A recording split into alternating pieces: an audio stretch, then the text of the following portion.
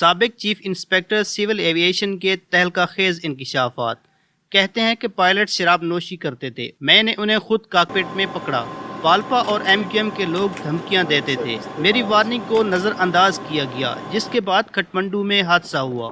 Civil aviation authority کے سابق chief inspector year کوموڈور Abdul Basit کی جانب سے PIA میں ہونے والے گھپلوں سے متعلق تہلکہ خیز اور تشویشناک انکشافات کیے گئے ہیں۔ انہوں نے انکشاف کیا کہ چیزیں ٹھیک کرنے کی کوشش پر انہیں دھمکیاں دی جاتی تھیں۔ ایئر کوموڈور ریٹائرڈ عبدالباسط کا بتانا ہے کہ PIA میں حالات خراب تھے اور پائلٹس کی نااہلی اور دیگر معاملات کے حوالے سے 1992 میں انہوں نے سیکرٹری دفاع کو ایک خط لکھا تھا۔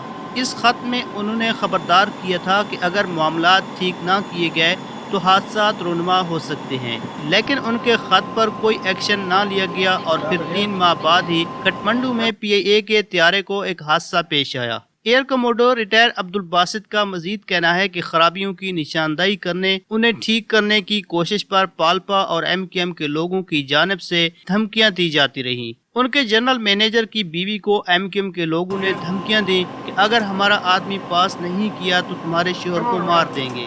لوگ آپس کی ملی بھگت سے امتحان دیتے تھے، پیپر کے سوالات پہلے ہی معلوم کر لیے جاتے تھے، گھروں پر بیٹھ کر پرچے حل کیے جاتے تھے۔ ان کا بتانا ہے کہ پائلٹس شراب نوشی کرتے ہیں اور انہوں نے خود پائلٹس کو کاکپٹ میں شراب نوشی کرتے ہوئے رنگے ہاتھوں پکڑا۔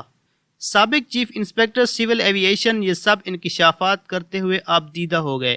ان کا کہنا ہے کہ گھپلوں اور پائلٹس کی نااہلی کی نشاندہی کرنے پر پالپا کے لوگ انہیں دھمکیاں دیتے تھے۔